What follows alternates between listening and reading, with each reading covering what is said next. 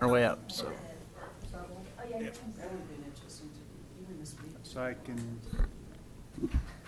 we can start whenever. All right, let's go ahead and call it to order. Sure. Call to order the Town of Superior Board of Trustees work session for September 14th, 2015.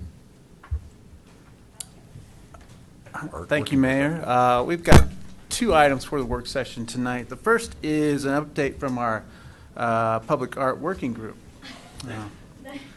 The Public Art Working Group was established this year as an effort to respond to RTD's requests for citizen representatives of the U.S. 36 corridor communities to recommend art along the corridor and also to examine public art options within the Town of Superior. The group has been working for a good part of the year to come up with potential projects, and they have an update for the board with regard to some of those ideas. Thank you for coming. We'll start. Well, who actually came to our booth over the weekend? Clint. Is that where you took the picture of the screen? Yeah. Yeah. Okay, and it's too bad we didn't have a chance to get here, but we had the picture of Clint in there, so it was pretty darn good. So, so that was kind of the kickoff to this art show that we wanted to have, and the general idea being to open up the dialogue with Superior residents about the art that we already have, you know, around town. And then at the booth, we actually had some pictures that we took just to kind of quiz people with the answers on the back. And I was trespassing for this one, so I hope I don't get in trouble for that. And then we were just encouraging anyone to submit their own artwork for a free show on October 3rd. Any Superior resident. Any Superior resident. And at that show, we will have all of the Superior art kind of in this form up, and then we will, I guess, begin talks about going forward what we're doing. We'll talk about the tunnel or the bike path, and we'll talk about, you know, perhaps even looking further up the road to town center, maybe having some complimentary art there. What else we're gonna have music. We're gonna have a friend of ours, Jill Berry, is an artist in town, and she's gonna be leading activities for the kids. You know, and we'll have an adult activity or teen tween activity as well. So it's not just for little kids; it's for everybody. Yeah. And it also corresponds with the opening of the museum, so that people can go and take advantage of the museum being open and also the art show at the same time. So that was why we chose that October 3rd. We know it's a really tight deadline. But the other thing is you don't have to create new art. We were talking to a lot of people over the weekend, and you could submit a piece that you've done, you know, a photograph or something that you have that you like. So it doesn't have to be something that you start now and create for that specific event. It can be an existing piece. Right, and hopefully we can have some, I know Alex has some nifty kind of maps of where the tunnel's going to be. So if we have like a big poster of that, then people can start getting excited about, you know, what's coming, and they can start to pay attention, and maybe they'll come to the meetings to have some really good opinions. What else are we going to do? Oh, well, with the Scream, if you have no idea what we're talking about, there's that Edvard Munch famous paintings, everyone know. Yes, exactly. Okay, so brilliant Daryl recreated that, made this huge wooden... it was like stick your head through the hole. Stick your we head cut through out it. where the screen was, and you put your head through.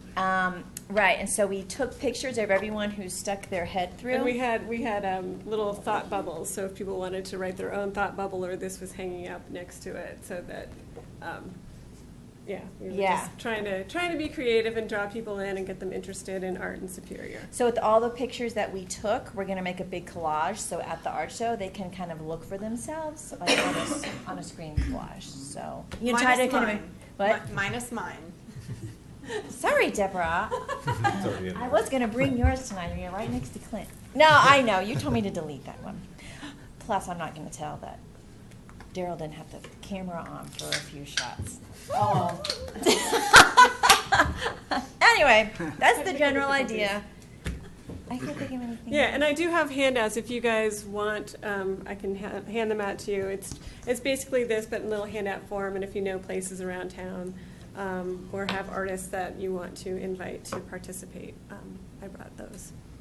Sounds great. Do you have you enlisted maybe the elementary schools to see if they Oh, could good bring point, some yeah. art?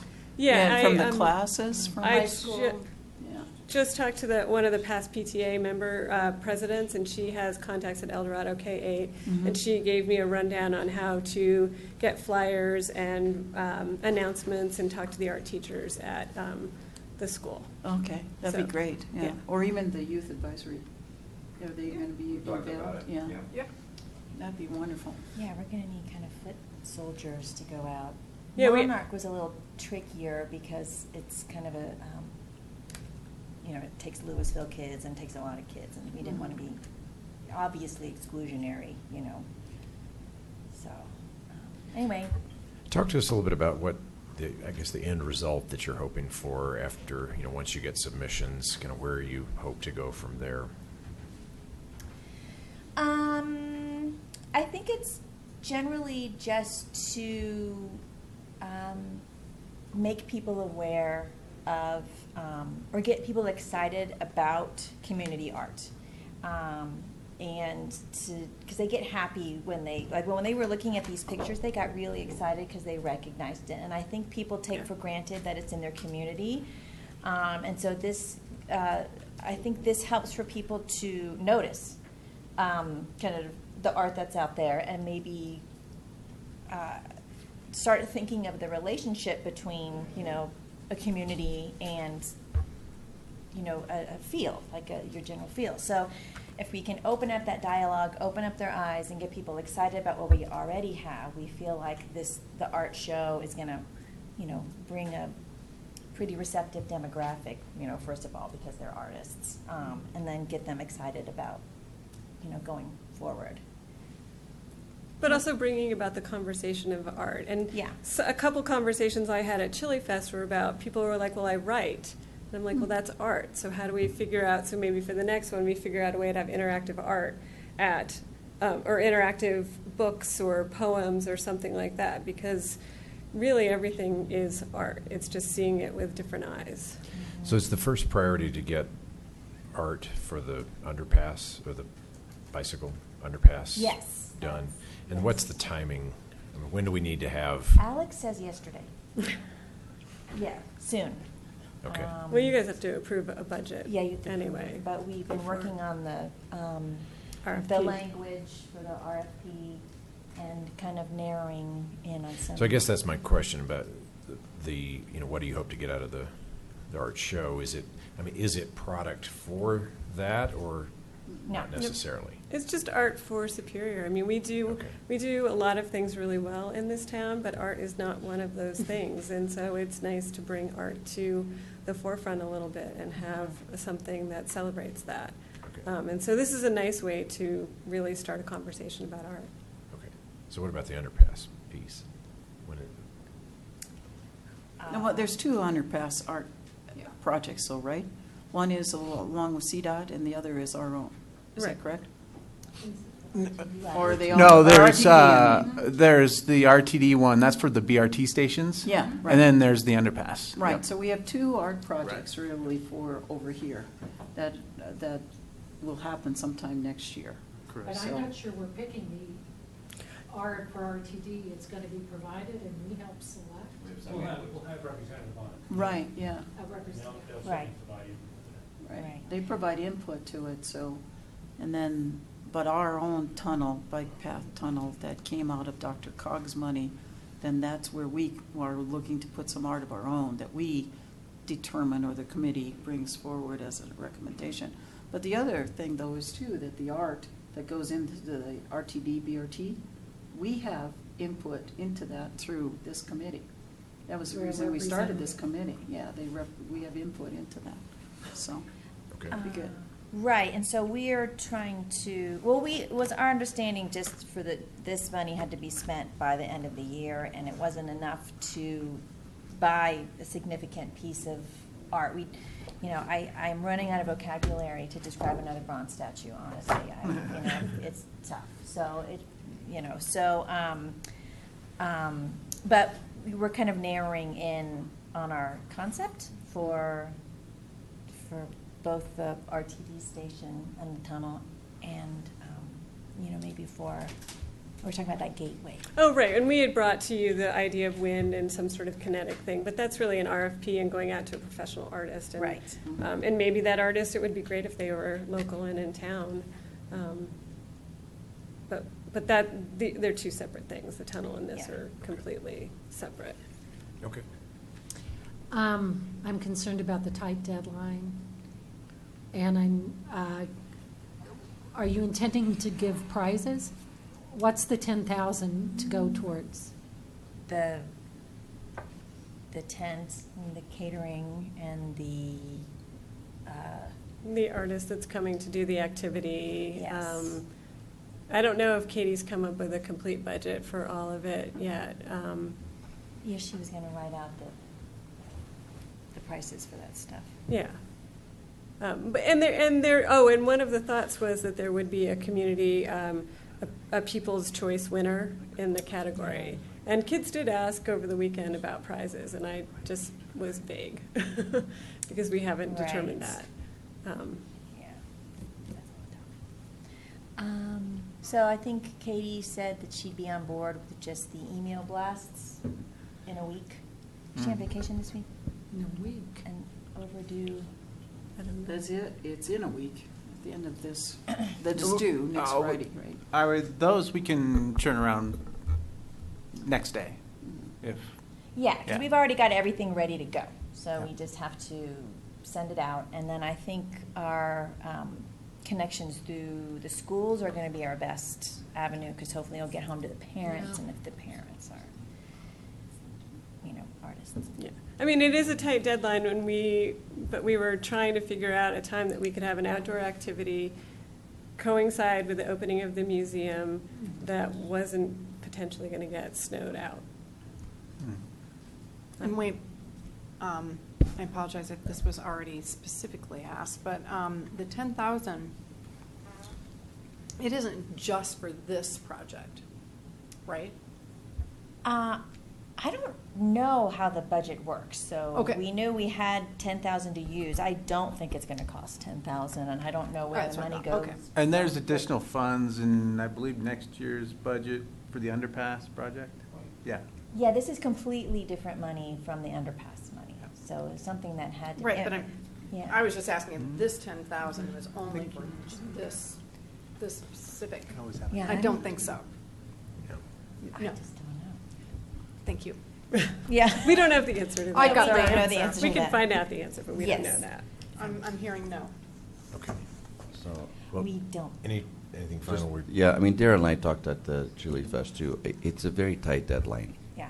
And, I mean, I know you want to coincide it with the opening, and that would be a good thing, but I feel like it's too tight, honestly. I agree. I think it may sink your project, and I'd like your initial foray To be like into the really community. great and be successful in Well, and they could have this event on the 3rd and then Do it have again? another event. If They you know. could have it on November 3rd or 4th, the first Saturday of November, inside the museum. Well, this is an event that's already been promoted. I mean, they Yeah, were it's already- handing these out to. It's already being promoted? Yeah, as it was. of This October was 5th? handed out Yeah. at Chili Chili Fest. I mean, Fest. the people have got this in hand. Oh. I mean, this Okay. ship Yeah, has sailed from. Okay. I agree, So- it's tight too, but it's. Yeah. I think it's one of those things that you could give somebody a year deadline and they'd still procrastinate down to Yeah. the last week and let me get that project done. I don't think it's so tight, actually. It's because you started promoting it really at the Chili Fest. Which was just Saturday. But that's 3 weeks ahead of the event. And I Yeah. think that's plenty of time. And if we can get an e-blast out this week sometime, even if it's the latter part of the week, that's still 2 weeks ahead of the event. And then follow up with The one or two registration is more. next week. What's that? The registration is Well, next we're week. not going to turn anybody down. The idea behind registration is that they put in their information, their age, and what their pieces and things like that. And then we'd print out stickers at the event so that, it looks like an art gallery. You go in and you know who the artist is, you know how old they are, you know what the piece is called. Since it's already been promoted, I withdraw my, I think that ship has sailed. I think Clint's correct on it, so. But if making anybody it- wants to participate, we're not going to turn them away Right. after that registration date of the Right. 25th. I mean, We just want that- this to be successful, I we- guess that's. Right. I mean, initially we thought, well, one piece, because we don't want somebody to bring 20 pieces, but at the same time, we do want people to participate. We have a lot of photographers in town.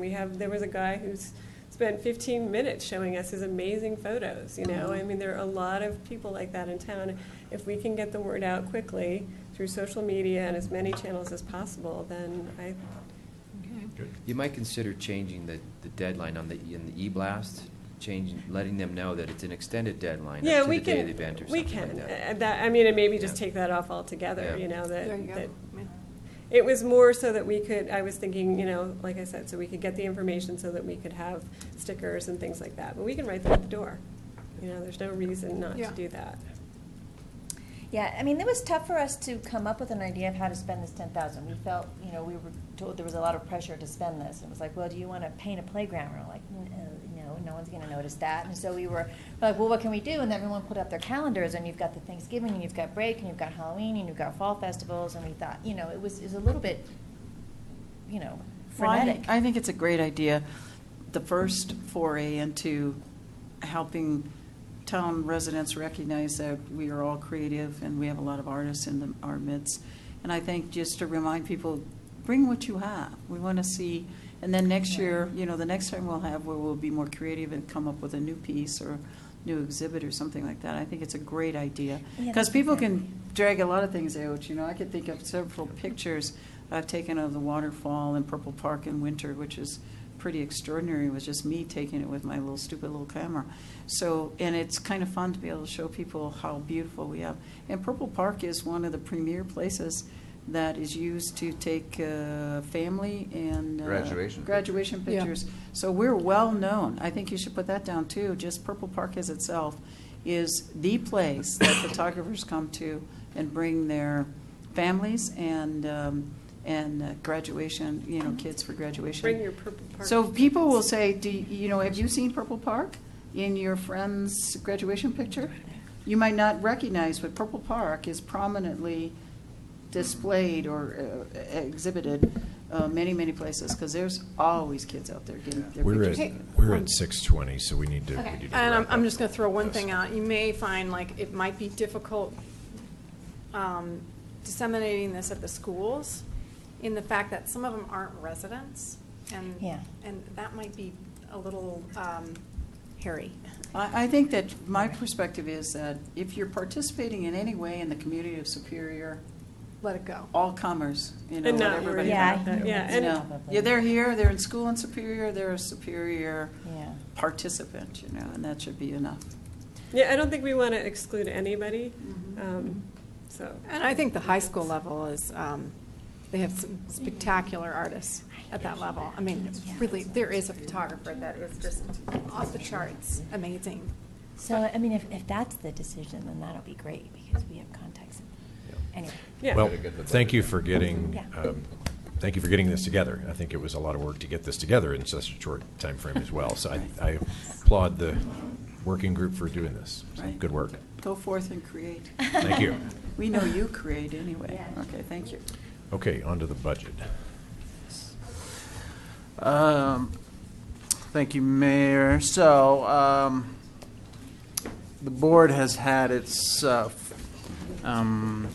work sessions review of the 2016 budget and the five-year financial plan, which began on August 21st with the two finance committee town board meetings that I mentioned. The second budget review took place on August 26th, and then, as we typically do each year, we have a review process where the board, during a work session, will review any outstanding policy items that came up during those work sessions or reviews of the 2016 budget. Tonight, we identified one policy item, and that was for the two new staff positions that have been requested. One is a GIS technician that would support all GIS functions within the town. And the second is taking our part-time code enforcement officer and moving that to a full-time position. Martin and Alex are both here to offer additional information to the board. Alex has something he'd like to show the board with regard to the GIS technician, and then we're available for any questions. Paul's here for additional questions as well. And if there's other policy items that we missed or didn't write down during the review, we can talk about those as well. But this is the one item that we had from as a follow-up. With that, Alex, do you want to just...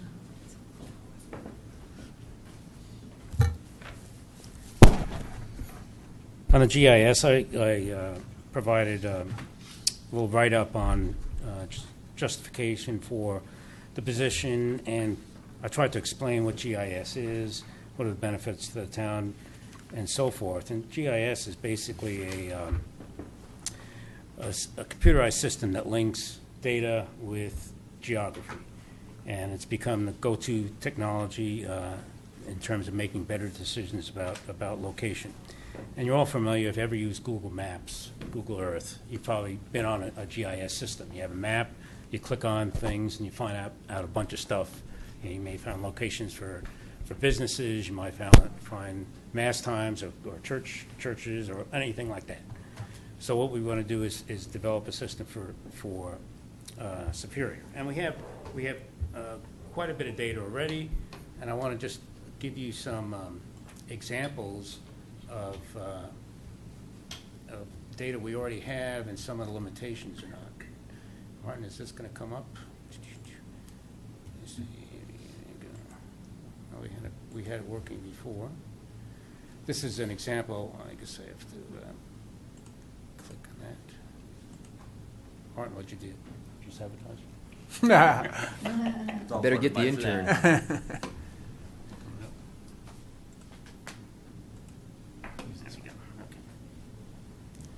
So this is a GIS map with data of water main, a water system with water lines, yellow, and I'll click on this if it comes up.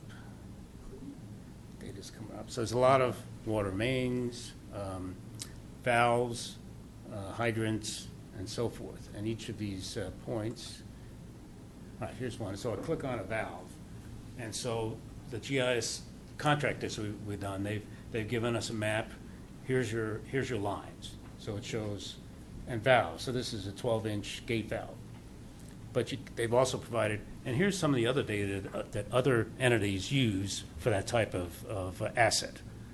Well, you can see it's not populated. We haven't provided other data in there, like when it was built, the depth, what's the condition, when was it last maintained, and so forth. Here's a water main. This is kind of out of date, doesn't give me a size. But I would like to know the date of installation. How old is this water line? And then you can do kind of searches on, give me all the water lines that are more than 30 years old, so I know which ones are the old ones. So that's so you have this type of data. You can see a lot of it isn't populated in our system. We have lines, we have a little bit of information about that asset, but we don't have a whole lot. So using this data is what we want to do. We want to create, we want to determine, which of these types of characteristics of that data that we want to really use. And if we want age, maybe we should populate and go collect the information that we have in our records for age. Let me show you some of the things that we've done by using that data. This shows street data. This is street data, and it gives me the time, the date of the last improvement, okay?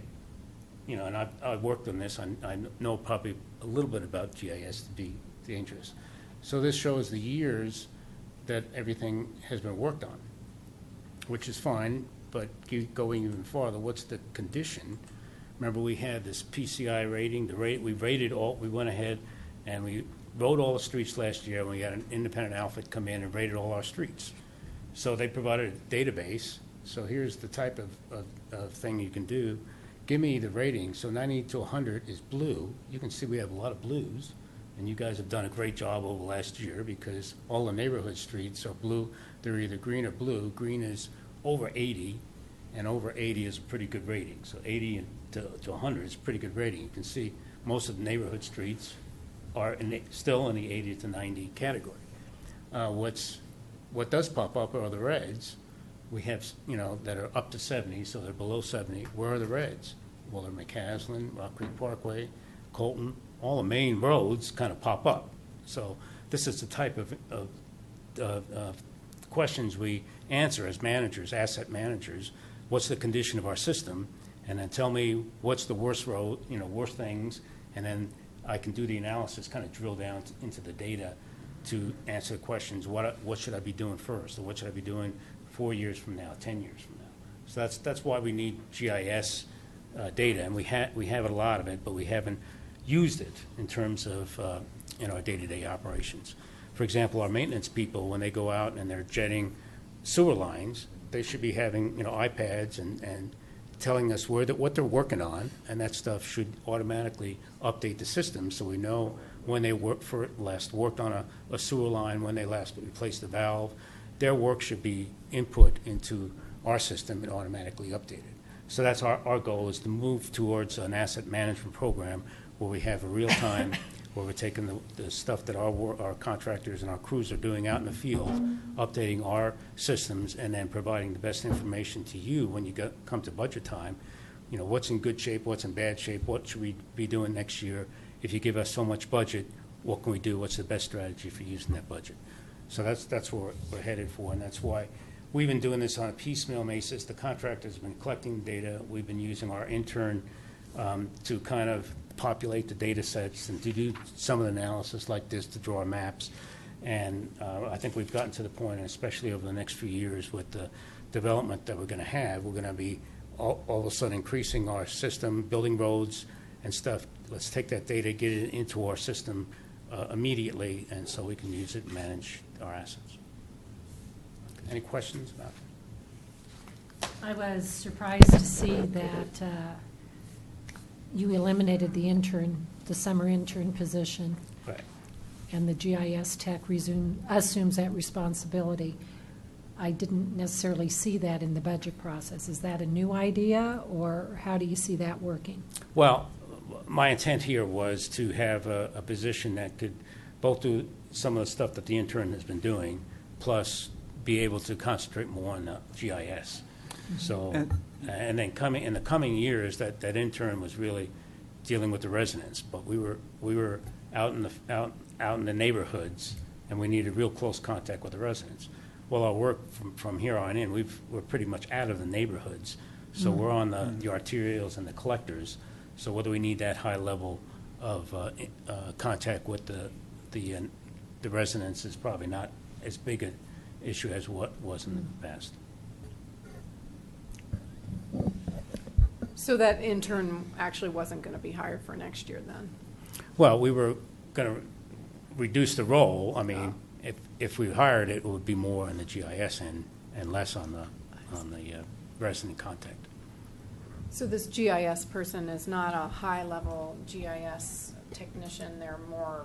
It's a technician that has the background in GIS and would be able to know the system, assist other departments in their support of GIS, get them to use it, get the data, what data do you need? Let's get the data in that you'll use. Yeah. And then, because I use GIS every now and then, and whenever I use it, it's like, all right, how do I use it again?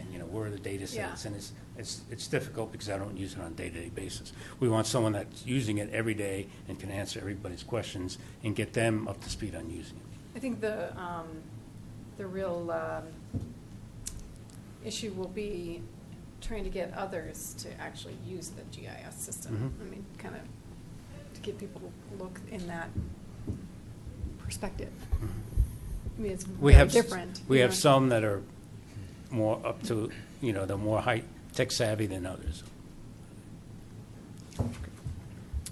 I just want to congratulate you for the first time I've seen a complete analysis that was really something that I could use to make a decision. this position analysis need for it was the best document I've seen in a long time as far as the pros and cons and the gives and takes and information. And as we go forward, this kind of thing I'm used to looking at in order to make a decision, not just we want something, are you in or out, but just to say, here's what we're going to do with it, here's our 5-year plan, here's the cost, here's this. I mean, this was a great analysis, and I thank you for that. If you did it, I congratulate you on a job well done. I don't know if I covered it, but in terms of cost, if we wanted to not hire this person and contract it out, I think we gave you information on that, and we figured that, with a full-time position, there's some downtime, so we took about the half time that we would devote to the GIS function. We took about 70% of that and costed it out, and a contractor would I think it was $80,000 or $83,000 is what we'd have to spend on the contractor to do the same work. Right. Right, and then I give you analysis. So I think we saved $50,000 if we wanted to do the same functions with an in-house person versus going outside and hiring doing that same function with a contractor. Right. So I think this is a great way to help us make a decision rather than just, asking, do you want it or not? We have to have more information. And I know Paul and his staff do a great job of giving us great detail to help us understand the budget. But when it comes to something like this, do you want to do it or not? It's even like the pros and cons on anything that come before us. If we can have, use this kind of as a concept of the kinds of information that we should have as a board to help us make decisions, not just about staff, but a lot of things that come before us. So I think it's excellent, and as I said, when we talked about budget, I'm always for taking use and advantage of technology to do our job better. And I think having not just these pretty colored GIS maps, but the information behind it filled in is what's really important. And you could have my 13-year-old granddaughter run the GIS program, but you need somebody that's going to be able to fill in the information behind it that you then can use, or the data, so you can take that data and turn it into information and make decisions based on that. So that to me is more, it's not so much the technology, because anybody can use technology today, this kind of stuff, because it's made easy for us. But what's really important is to get the data behind it so that we can click on that data and then turn it into information. And just an example, for the people out in the field, when there's a water main break, he's got to, my superintendent has to figure out where's the nearest valve. How do I isolate this break? Yeah. And a lot of times he's fumbling for maps, using it as, his knowledge of the system. But if he wasn't there, someone else is out there. Where's the next valve? Yeah. We want a system out, an iPad that he can go to, get into the system and know where, how to shut it off, get the information he needs to do his job on those types of emergencies. Well, I'm all for it, so thank you for the information. And I noticed the benefits, it's at 35%, whereas the code enforcement officer is 100% benefits. And I noticed the discrepancy in the amounts. So can you speak to that? Trustee Williams, we brushed on this a little bit during the budget review. When we are looking at a truly vacant position, a new proposed position, we typically will use that benefit factor of 35% of salaries. That's roughly what we pay on average for employees here. With the code enforcement officer, what we had done is, and it may have been erroneous, but we had assumed that with the current incumbent, potentially as a candidate for the regular full-time position, then extrapolated benefits for that individual.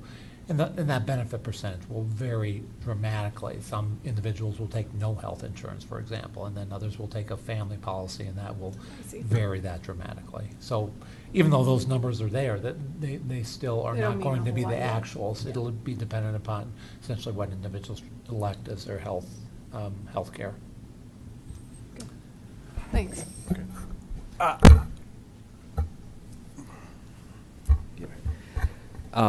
I see the initial benefit of getting this data put in, and just by having the valves on there and the year they were installed, and you talked about maybe including trees in this data set as well.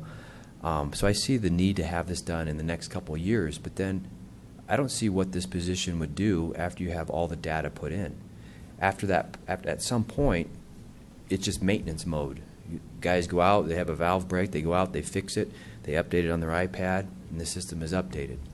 If something new goes in, I would imagine someone on staff could input that data. You don't have as much work to do. So I have a hard time justifying a position, a salaried position with benefits that we need them for 2 years or whatever it might be, but then after that, there's not going to be as much work for them. And it's not like we can just say, okay, you're done, see you later. So I think I would be more interested in spending a little bit more money for a contractor or an intern over the next couple of years, and then not having that expense 3 or 4 or 5 years out. No, I see the just opposite of that. This is an ongoing way we're going to do business in the town, using technology and the information available to us. So once you start, you'll never be done. It'll always continuously need to be updated and managed and looked at and reviewed and analyzed. And it's a tool that once people start having it available to them, they won't want to stop using. Actually, I could see where we could end up having another position maybe. And it's not the position of putting the information in. That's not the thing. I think that's what I was trying to say is that to me, if we're just hiring somebody to go around and map things, then have an intern do it. But if you're going to map it and then put the data associated with that point, that mapping point, that you can use to make decisions, to turn into real information, to help us do a better job 5 years out and, of managing our budgets and things like that.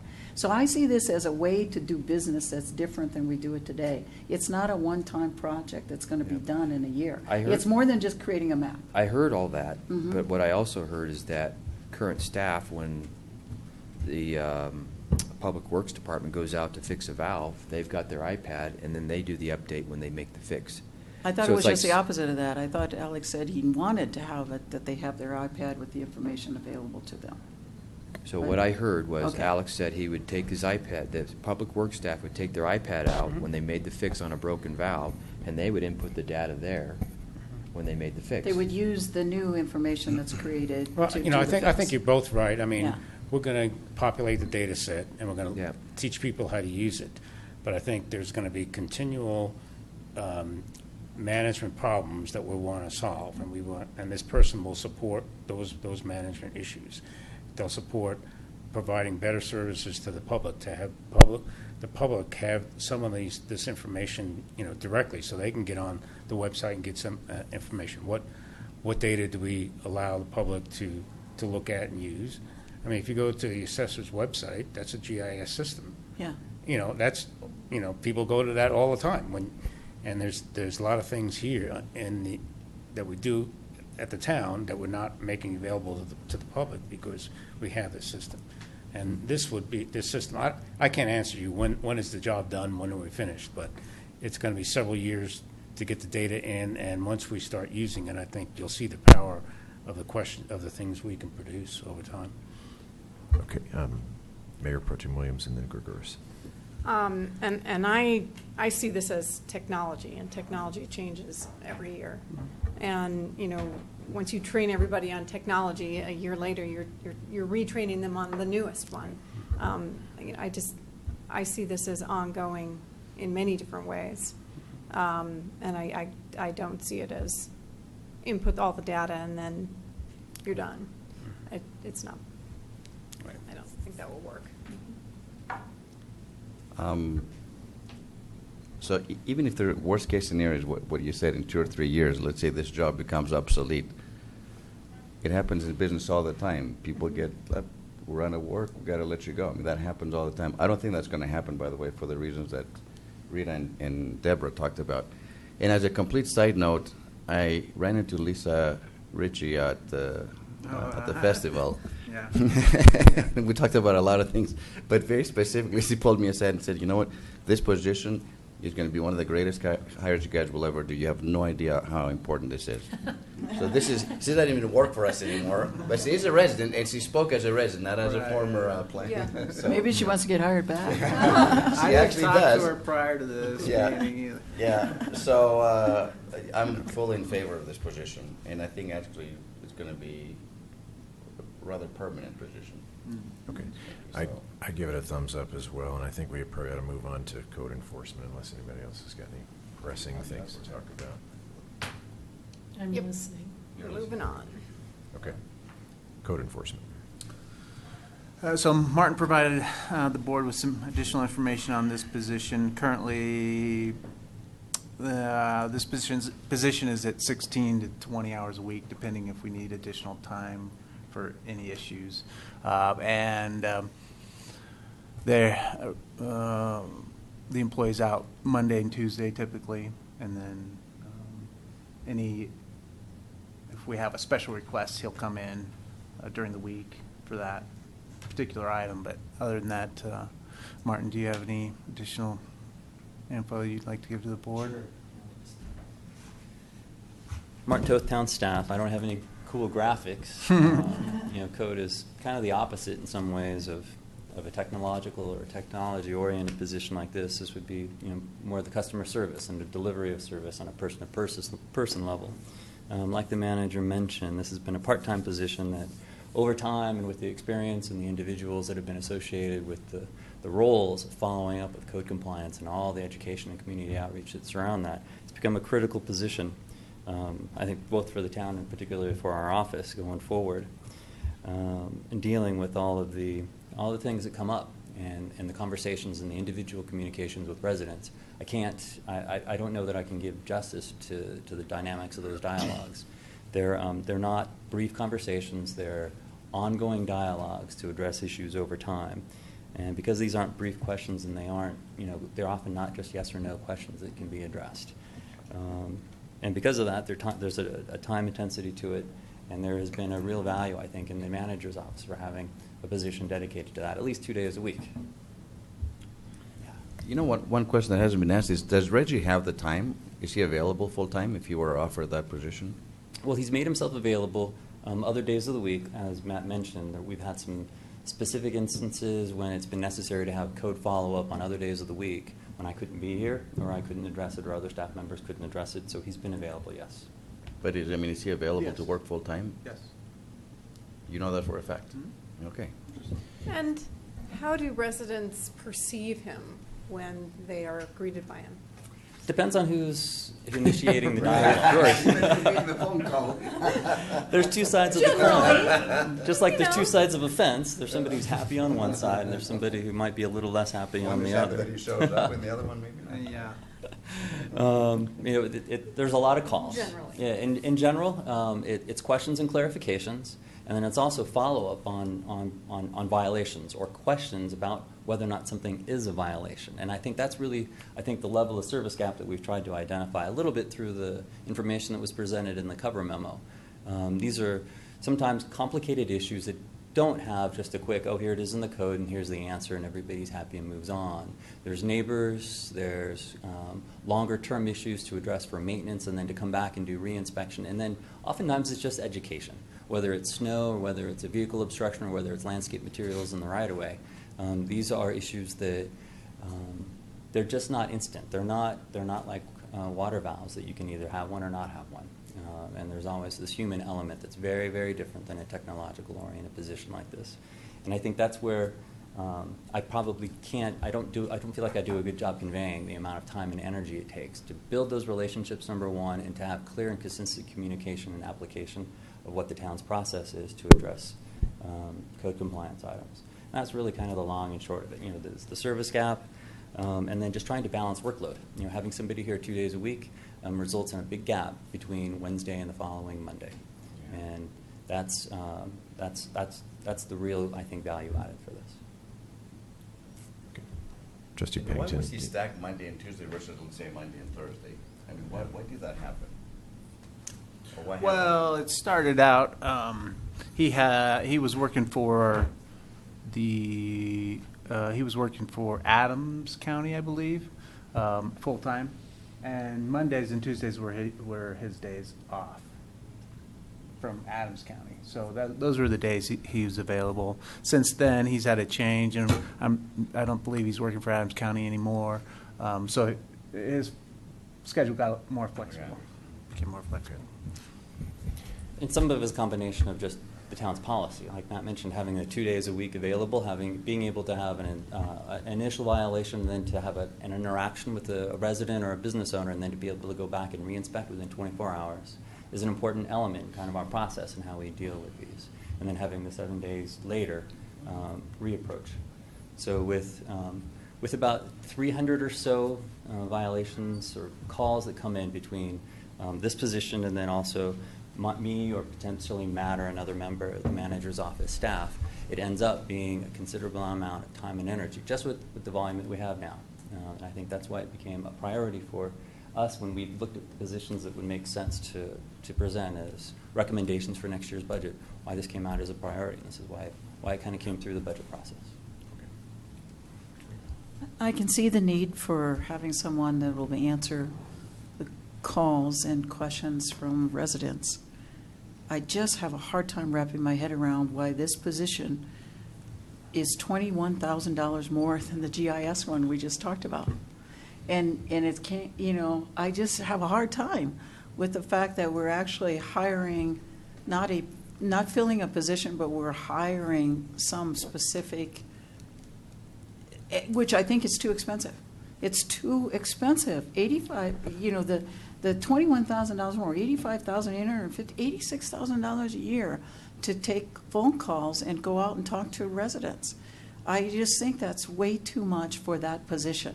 I don't have a question about the need to have someone available from town staff to talk to residents and be available every day to take calls from people.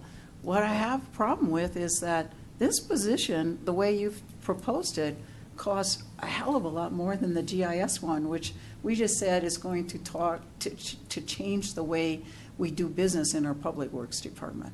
That's the problem I have. It's just too costly the way you've proposed it here. And I don't know how to fix that other than maybe get a different person in it. Because it sounds to me that that's the reason it's so costly, is the targeted filling of that position. And I don't think the work is worth that additional cost. It's hugely expensive for the work that we're proposing that this position do. How was that salary arrived at? I mean, was it? It's just a multiplication of his current hourly salary, I believe. Okay. I mean, is there? Is that right? It's not that person like we talked about. It's the position. What does a position like That's this? the question. That's the question. I mean, what are other municipalities paying for code enforcement? Paul has that information. And again, that's why when we talked about this in our last meeting, whenever you start filling a position before you've got the position, because you're naming someone, you get into a little bit of trouble there, because you might make a decision that's not necessarily in the best interest, for that position. Yeah, I understand. I just think it's too expensive. The way you're proposing that it be filled, it's too expensive for the result.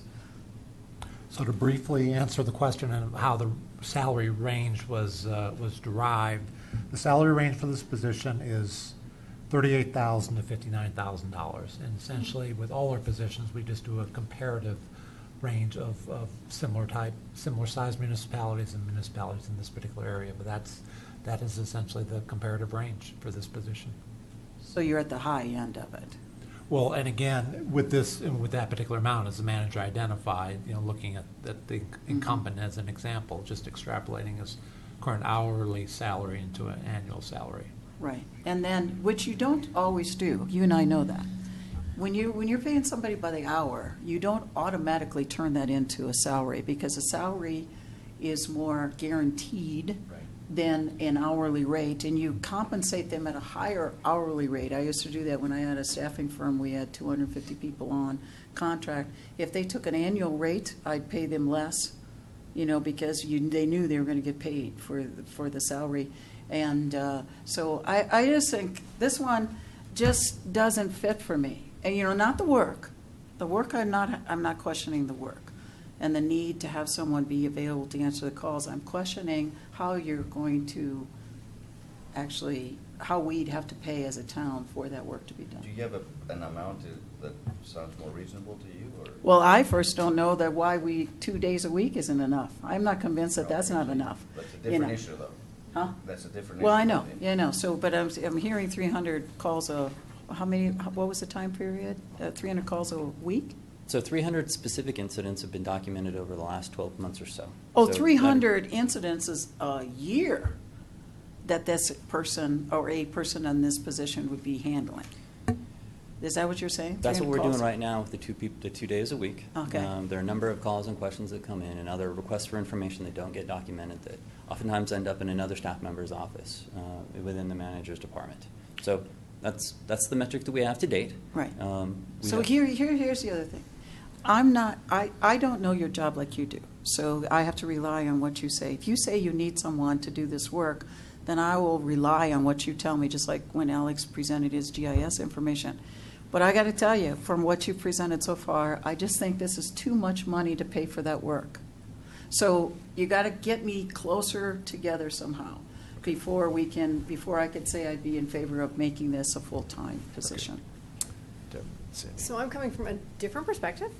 I always envisioned that the code enforcement officer would be full-time when we got the town center started. And I think we're a year or two away from that. We're close, but not quite there. So that's where I'm at. And I do believe that we will absolutely need it when that is a bustling little downtown with trouble. But why is that? Because is that's that? going to be managed by the metro districts. The town doesn't even have anything to do about that. So what would we be enforcing as a code over there Well, on I the mean, it's town the same center? thing the HOA in Rock Creek enforces a lot of things, landscaping stuff, but I mean, But we're when over it there all comes the to time. parking or parking issues or multiple people living in a house or, what else is there? The vehicle obstructions and the landscape and the issues that happen with right-of-way Right. are, I don't want to say constant, but they're an everyday vigilance item. Yeah, residents, they don't care whose responsibility Exactly. ultimately is. Yeah, They there you want to go. call, they And we want to try to work call, with the HOA. they you want to know. call and they want a solution. And the Well, I place understand that. And the place they call is It's going to be town. town hall. I'm just saying, though, that the town center, as you said, if for a few years isn't going to be a real heavy activity, and I don't even see it as our major activity anyway as a town, because that's going to be run by the metro But districts I for several still years. think we've got this huge 7-day gap of time when people call and they expect an answer or result or action on something and you Well, know, that there just presupposes, though, that isn't- nobody from staff picks up on that. Well, it's because it has to be passed around because there's not a full-time person on it. Mm-hmm. And if Martin's gone, it gets passed to somebody else. So of course it gets passed around because it has to get passed around. Well, and again, I will just add, I'm not opposed to the idea of having someone responsible 5 days a week for code enforcement. I just can't Well, if wrap we can- myself around this Okay, cost. so Way We have a too couple more costly. comments here. Okay, so I agree, the cost, it's probably on the high end of the range, and that's the way they present it in the budget, but I guess if we could be assured that they will get the best value for our money, then I'm for it, but go ahead with your Sandy's comment. first. Okay. Oh, I agree with you, Rita. Hourly does not correlate to salary at all, because hourly, you're paying your own health insurance and your own benefits, et cetera, so that needs to obviously be brought into line. I actually would like it not to be called a code enforcement officer. The compelling part of the whole argument here was way down here when you talked about the complementary duties, the supplementary duties that this person would take on outside of code enforcement. And so I would actually like to stress those more than the additional code enforcement part of it.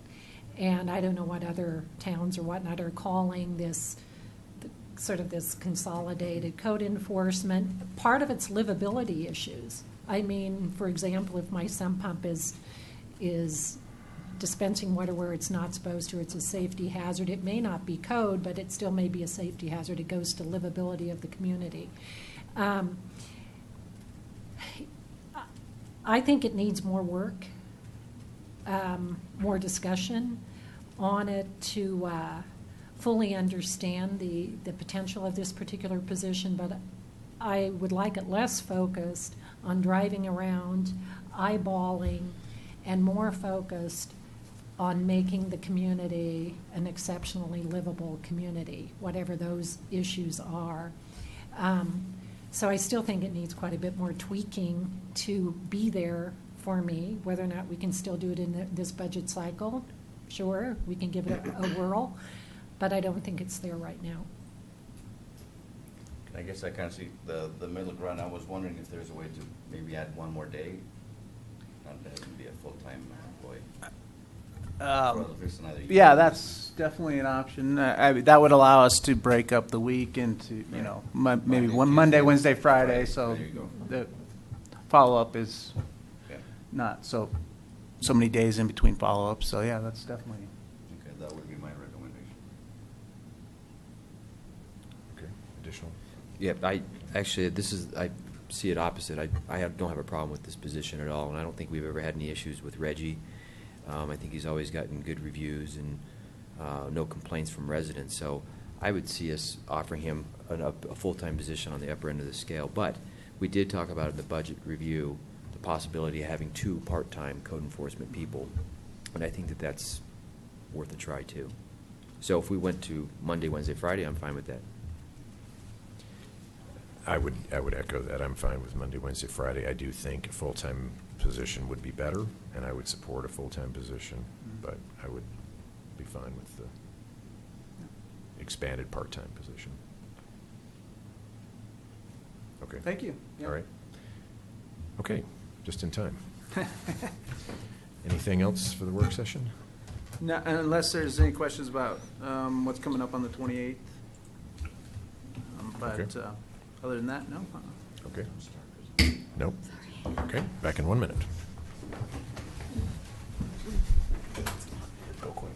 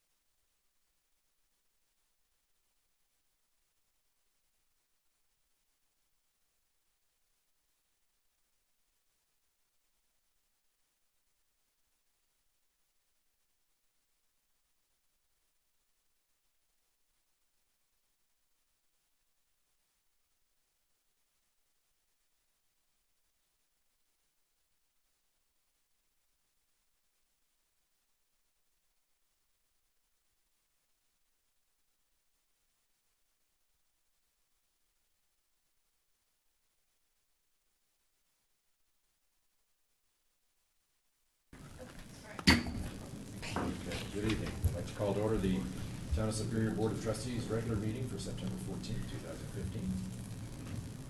Jen, can we have a roll call, please? Yes. Okay. Mayor Clint Folsom. Here. Mayor Pro Tem Deborah Williams. Here. Trustees Joe Sorelli. Rita Dozell. Here? Elia Gagoris. Here. Wow. Chris Hansen. You got it right the first time. Sandy Pennington. Here. Town Manager Matt Magley. Here. Town Attorney Kendra Carberry. Here. Town Clerk Phyllis Harden. That would be you. Where's Phyllis? She wanted me to say her names. All right, There was a death in the family, so she had to go to. Oh, sorry. Okay, thank you. Next on the agenda is approval of the agenda. Have a motion to approve the agenda. Mayor Pro Tem Williams, second by Trustee Gregouris. All those in favor? Passes unanimous. Next is reports, questions, and issues. Who would like to start? Mayor Pro Tem Williams. All right, I don't have a whole lot to report. Our West Connect meeting was canceled for this month and will resume in late October. There was just not enough information to talk about. I wouldn't say that, but there was nothing more to be resolved other than just sit there and argue about the same thing over and over. So obviously we had a technical meeting that happened recently, and there'll probably be another one in October, and hopefully the technical group will have more information and for the steering committee, or actually the policy committee, if you want to call it that, either way you want to call it, so that we can come up with some real solutions and actually make some headway instead of sitting there arguing. And I hate to say this, but I missed a library meeting for the first time because they changed the date and used an old email of mine, and I never got the memo. So I have nothing to report on the library. And then I also went to the Chili Fest over the weekend. It was great. A lot of people, really good chili and salsa and guac, and I ate way too much. I do have one comment about the beer festival, though. I have to say that it's a little steep how much it is to attend. And by the time you're there kind of doing all your chili tasting and then get yourself over to the beer, you have a less amount of time to actually consume $35 worth of beer. So my Depends on husband who you are. Yes. My husband and I we both decided at the last second, you know what, I don't think I'm going to be consuming $35 worth of beer each in an hour. So I just thought that you might want to reconsider maybe in the future looking at maybe, and I'm throwing this out as a starting point, 6 to 8 tastes for $15 or unlimited for $30. And then have like a $5 discount, pre-order your tickets for unlimited, but not for the 6 to 8 tastes. There was $30 in advance. Right, it was. That's right. And I'm still saying do that, but don't do it for the taste because, some of us aren't going to taste 30 beers, so it doesn't make sense to do this unlimited. It's basically unlimited for $35. But if you had a reduced amount of tastes, it might appeal to some people. Sure. So it's an idea. Yep. Trustee Gregouris? Yes, I attended the Chili Fest as well, but I had shared a booth actually, so I was on the participating side. So it was great to see a lot of people, wonderful turnout, great weather. People seem to be having fun. I think most of us had a tour of the BVI last week, and that was really informative. I guess the biggest takeaway, it's amazing how big it is inside actually, once you walk it, but the biggest takeaway is that Luke right? His biggest regret was that he doesn't have 3.5 sheets of ice instead of 2.5 because it's sold out for the next year, which is a wonderful thing. I can't wait to see thousands of people streaming through our little town and participating. And that the Impact Sports too has been doing really well. He's sold out not the summer next summer, but most of it up until then. So that's just great news that it hasn't been built and it's already full. Really very exciting. Also had the Superior Youth Leadership Council this month. We have some new blood, some new, and they're re-energized too. So thank you. I wasn't here for the process, but the young men and women you guys are approved are great. They participated. They're excited. Or did you have the interview? We, no? No. Well, we had new members anyway then. Yeah, it's open to the public, so they can attend. Okay. But we haven't made any formal. Not but- formally. But okay. they're coming. But so. they're there. Yeah. Yes. So it's a robust group. And they're so eager to serve. I guess that's the biggest takeaway from them. Is what else can they do besides what they did this year? So, that's their asking even the town too. So, and the one thing that's will be coming up in a few months is the lights for the fire truck. I guess it's early December is when we do it, right? The only thing they suggested is that we bring some heating lamps because it got kind of cold last year. And in spite of, there was one pit that had some warmth closer to Coal Creek, but farther in it was pretty cold. So, but other than that, the kids are doing great, and that's all I have. Also enjoyed the tour of BVI's. Agree with everything Elia said. Had an open space advisory committee meeting on Wednesday. I'm grateful to Matt for his attendance at the meeting. He presented the idea of the loan on the open space, from the open space fund that we discussed in budget talks, and that was generally well received. And I just wanted to make sure that Kendra signed off on that.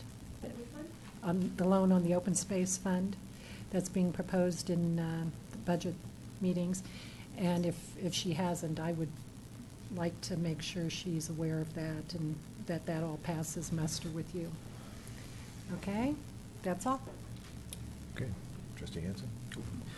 Let's see. Well, I also attended the Chili Fest. What a great day for it. Lots of people, and everybody seemed to be having a real good time. The kids zone was especially nice with the zip line and all that stuff. So well done, the staff and chamber and everybody else involved.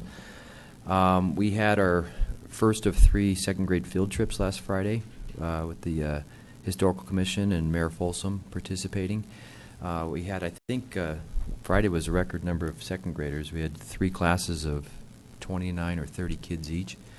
So the Historical Commission was a little concerned, but when they were done, they said actually things went the smoothest they've ever gone. The kids were very well behaved, and the teachers are very appreciative of the town for doing this and continuing to do it. So thank you very much.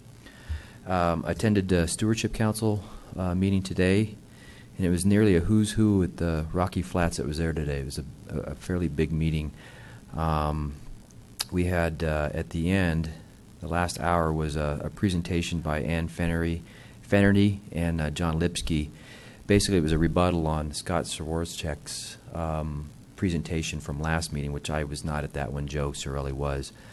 So this is the troubling thing with the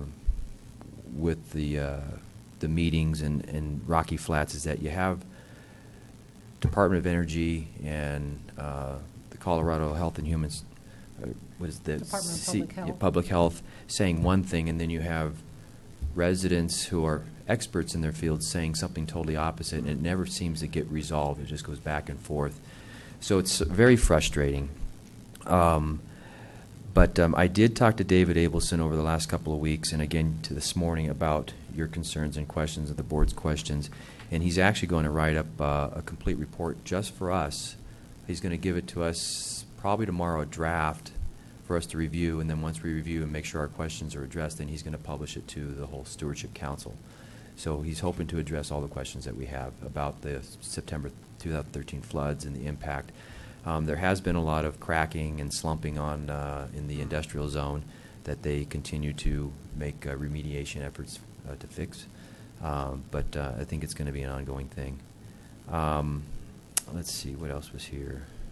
Oh, we have also some new positions that are opening up for election. We have 4 citizens positions that will be open again. We're going to review nominations at the October meeting, and these lucky candidates will be put in place in February of 2016. Let's see. Can I ask? Yeah. When is the deadline for these citizens to put their applications in? They're going to be nominated and interviewed at the October meeting. Let me double check that. Well, that's quick. I got it on the book. Here it is. Yeah, conduct community member interviews October 26th. Okay. So they've got 6 weeks to get something together if anybody's interested. And that's a citizen position, basically. There's citizen positions, but the 4 positions that are now up for re-election would be the Cold War Museum. I believe the League of Women Voters. Then there's a citizen woman over in Louisville who got nominated 2 years ago. Right. Her position. Then there's one other one. I think the Homesteaders. Is she not? She is, but she's up for re-election. Oh, she's okay. Yeah. She's renewing. Well, we'll see. We don't know yet.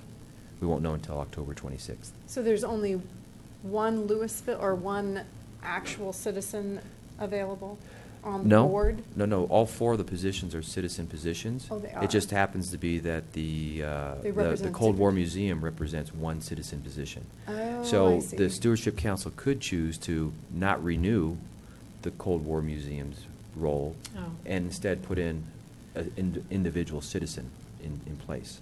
I see. Okay.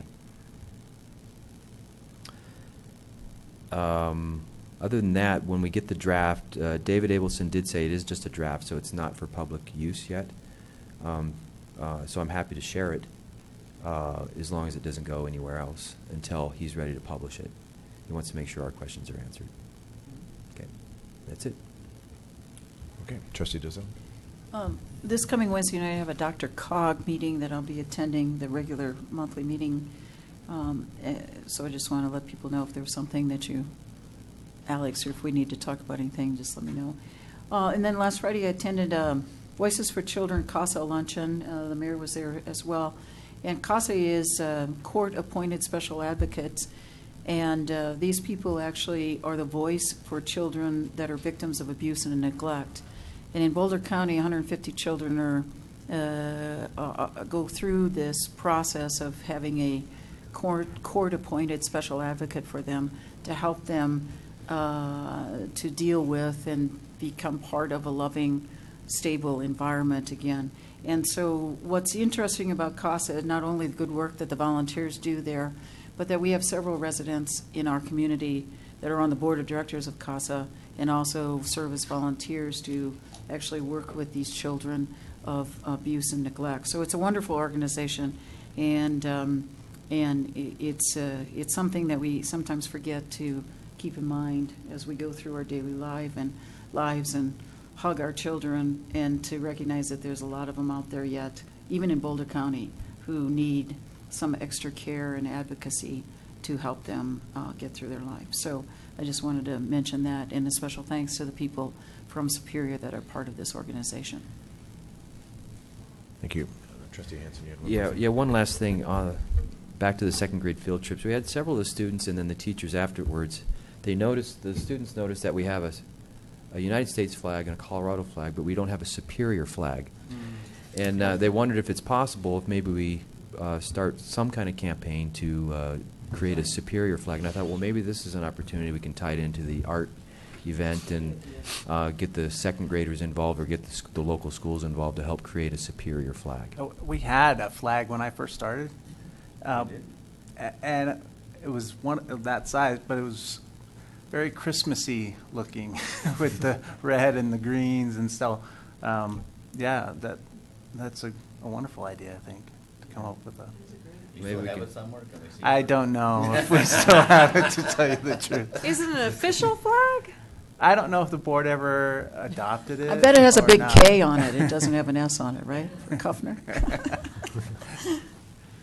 So if there's something we can initiate, I know Yeah. the schools would love it, the kids would be really involved. No, it's a so. great idea. Yeah. Yep. Yeah. Okay. All right, I'll go for my announcements. On September 2nd, Mayor Pro Tem Williams, myself, and Alex Arnello went to the town of Broomfield, or city and county of Broomfield, and met with their mayor, Mayor Pro Tem, and some of their staff to talk about transportation issues related to West Connect, Jefferson Parkway, just to kind of get face-to-face with them individually. We meet with them as a part of West Connect, but wanted to meet with them, just kind of see what was going on. And nothing earth-shattering came out of that meeting. It was mostly kind of what we hear at West Connect. Well, I'll say one thing, though. It was definitely a friendly meeting and more collaborative than I'd have ever Yes. heard them speak. So I think the important part is we share the same goals. We don't want traffic impacts from any of those roadway construction projects. If they ever happen, we don't want traffic impacts dumping through our town. They have the similar concerns as well. So, yes. September 3rd, Mayors and Commissioners Coalition meeting, had it here in Superior, had a conference call with our federal lobbyists and update on the long-term highway funding. Seems likely, according to these lobbyists, but the funding picture is not clear, but I guess anything's possible when you're talking about Congress and passing things. There was also discussion about eco-price pass increase coming, and probably seen some things about that in the paper. Looking like an 18% increase in eco-pass price is coming. Not great news for eco-pass holders, but that's looks like what RTD is settling on. September 4th, I participated in the Monarch Softball Hit-a-thon fundraiser and was able to hit all of my pitches. So that was good. September the 8th, I had the Boulder Valley Ice Tour, and it was great to see the progress out there. September 9th, I went to Denver for a lunch at Plenary Group. That's the group that is running the U.S. Highway 36 project. And one of the questions I asked them was about noise. I've had a couple of comments from residents and others about noise, how they seem to be noticing a greater amount of noise coming from the new concrete highway as opposed to previous. And yes, concrete is initially noisier, and but they did say that over time that concrete gets smoother with wear and tear on it, and with age, it will get a little smoother and quieter over time.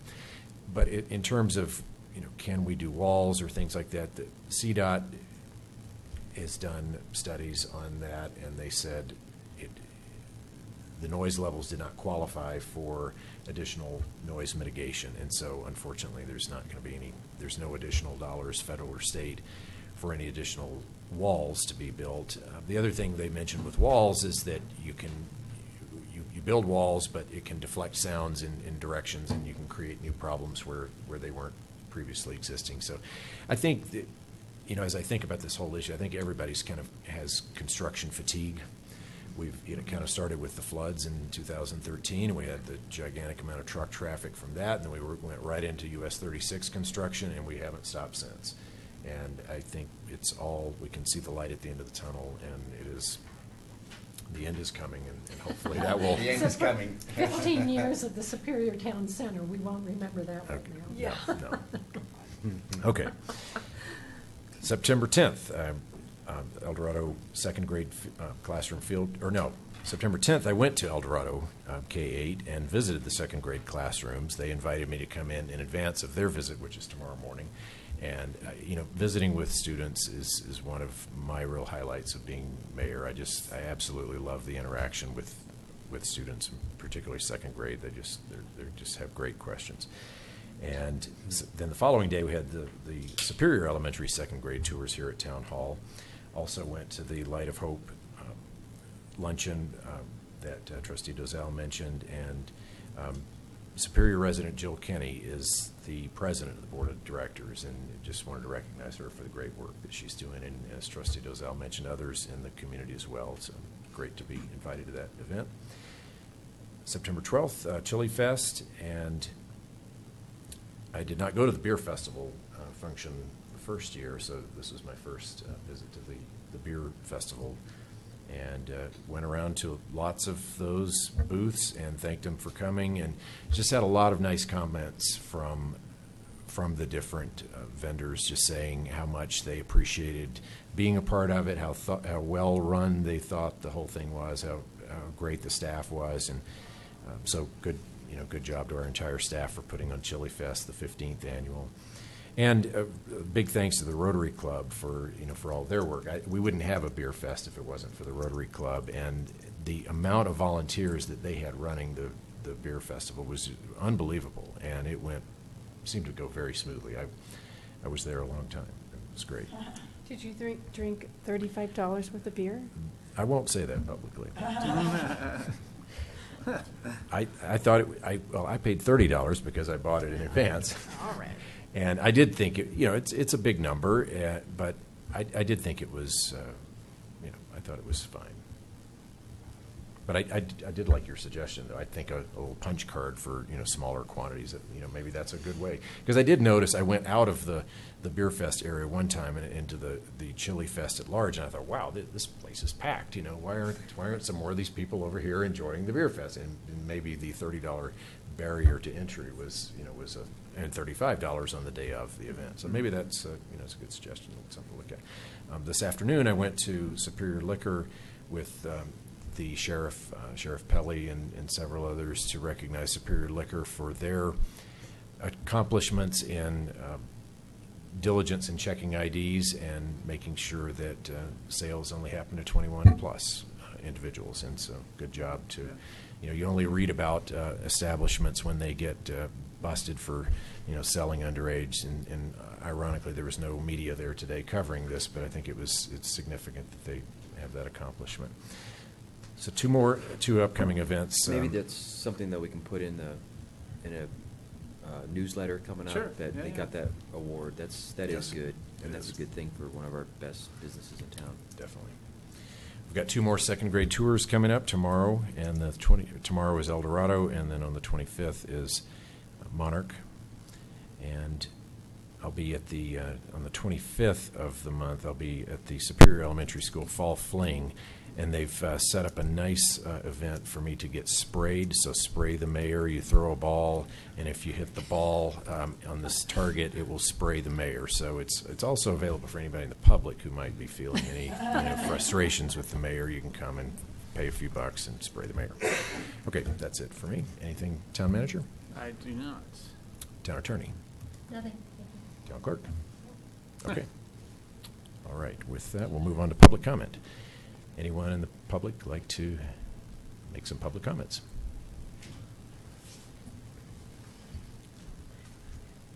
Daryl McCool, Coal Creek Drive. I brought handouts.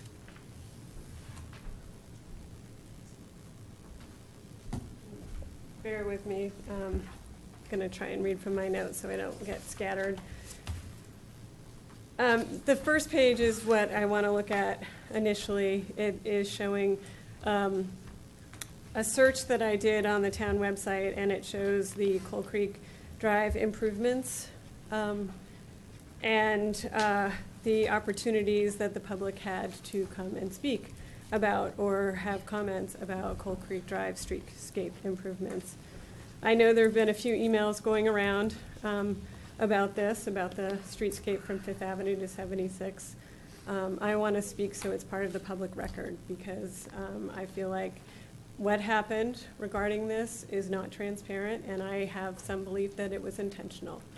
If you start at the bottom, you will notice that on May 28th, 2013, there was a discussion regarding Coal Creek Drive street improvements. That was a work session. That was not an opportunity for public to speak. The next time that there was something about Coal Creek Drive street improvements, it is October 13th, 2014, almost a year later. The item number is adoption of a resolution approving a reimbursement agreement with Remington Homes for Coal Creek Drive improvements. It was a consent agenda item. It was not an opportunity for the public to speak. It was an opportunity for you guys to vote on a budget item and not an opportunity for people to come up and talk about or have any idea that there would be discussion about Coal Creek Drive. If you go, and I'm going to jump back for just a second. If you go back to the work session, at that meeting, the town manager said, we will come back to you with a plan. Of which Sandy Pennington said, great, I can't wait to see it. Well, we're all still waiting because there is no plan. You guys have not approved a plan. The next thing you go to is the January 26, 2015 item, and I'm not even going to, it's so long, it doesn't talk about Coal Creek Drive street improvements, it talks about a budget and the reimbursement agreement. And once again, if you go to that agenda, there is nothing there about a plan. It is about reimbursing for doing the streetscape improvement. So I'm trying to figure out where there's an opportunity for town people to come and talk about the streetscape. We have known since Remington has gone in, since that annexation agreement was signed, that traffic was going to be a problem. So I don't understand how it got muddled and hidden in here, and that there is still no discussion about the 1,400 cars that go down Coal Creek today, that we're going to add 500 more when Remington opens. We already are going to have 60 more with the 6 new homes on Maple Street. So where does the traffic stop? When are we going to have a meaningful discussion about Coal Creek Drive and all of the traffic that goes up there? The other handouts I am giving you are the traffic counts for Coal Creek Drive, a piece from the roadway design and technical criteria of 2014 that talks about what is safe and livable. And in there, it says that 800 vehicles per day is what's safe, livable, and tolerable. And by the time you guys are done with Coal Creek, Remington, Maple Street homes, and 60 additional parking spaces at Founders Park, we are going to be well past 800 car trips that is livable and tolerable. And I will tell you, at this point in time, my neighbors are really extremely frustrated as well. The last document that I want you to look at, and I've highlighted for you too, is from the comprehensive plan. And that has been in that comprehensive plan for as long as I've been here. And it talks about avoiding pass-through and out-of-neighborhood traffic through original Superior. That has always been a goal, and it needs to be looked at and addressed and taken care of. Okay. Thank you. Thank you. Additional public comment? Okay. Seeing none, we'll move on to presentations.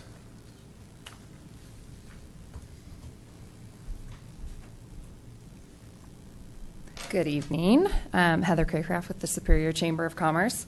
Many of you brought up our event that was a short 48 hours ago, I believe, Chili Fest, that the Chamber is truly proud to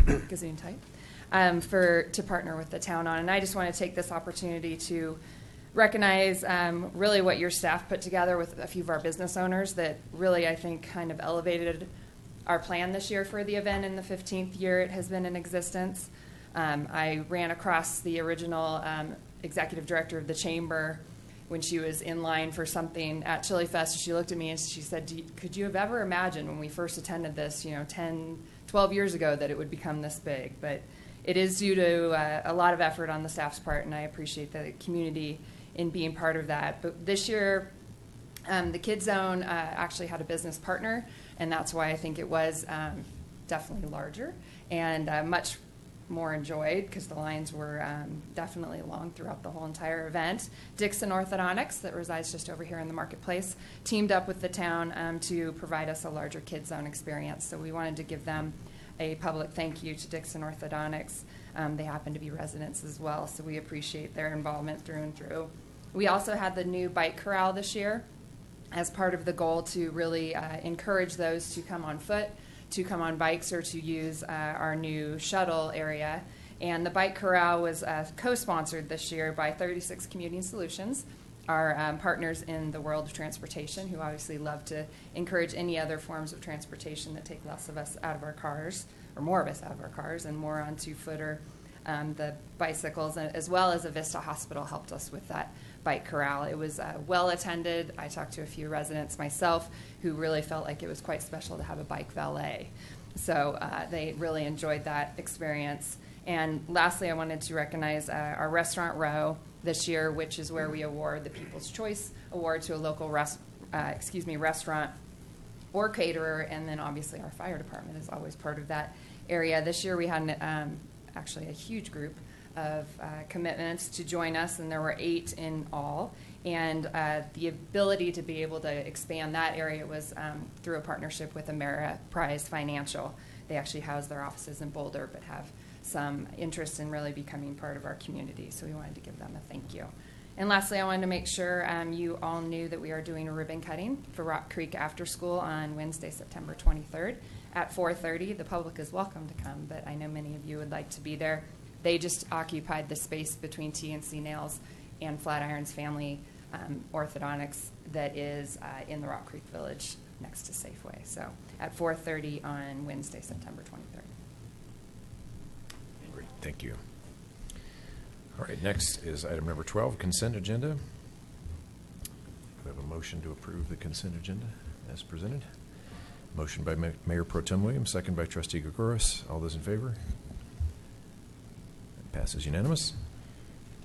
Okay, next is item 13, adoption of a resolution approving an agreement with Superior Salvage and Maintenance LLC for 2015-16 snow removal and ice control services. Thank you, Mayor. The town has used contractors to provide snow and ice control on our public roadways since we've assumed responsibility for those roadways. In 2004, we took over additional roadways as part of the dissolution of Districts 2 and 3.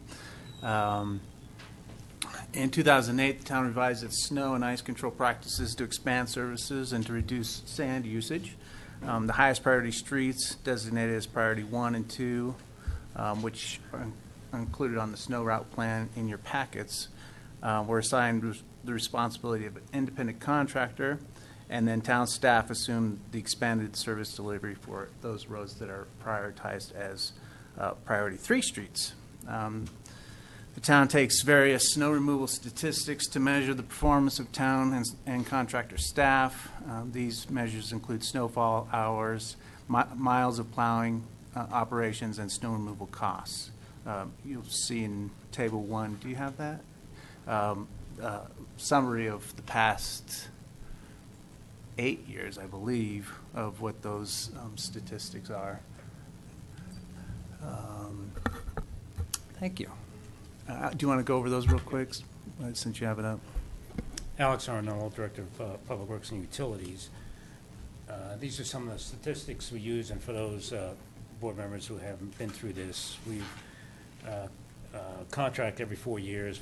We bid out to various entities to look at qualifications and so forth, and usually we have a 4-year contract. We're in the last year of that contract, but we've been collecting statistics at least since the winter of 2008-09.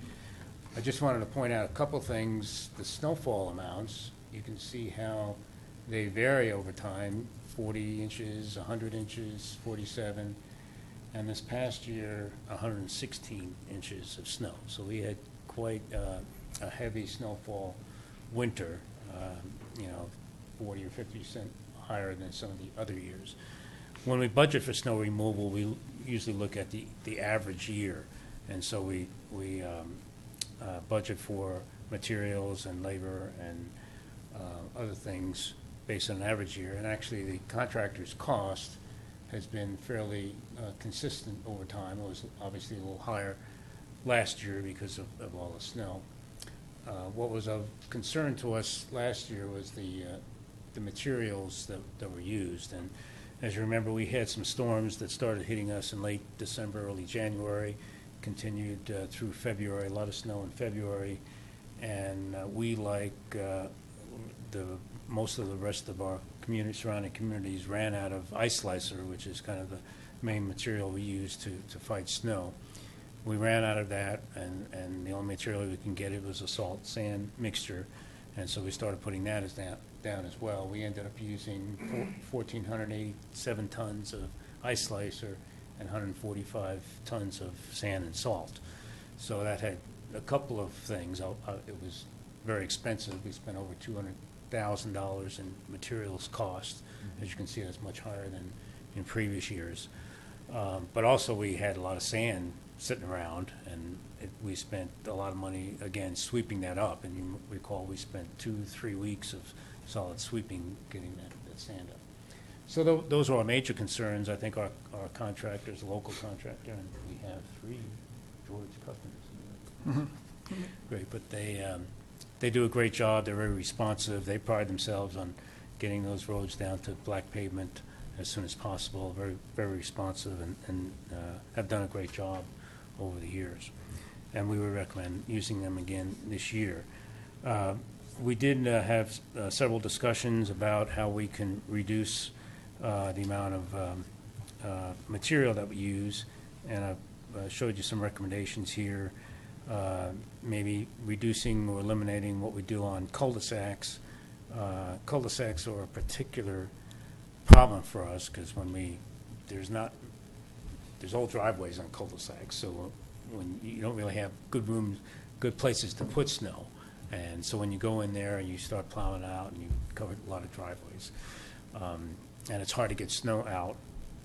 So we won't go in unless we have more, maybe 8 or 12 inches of snow into cul-de-sacs.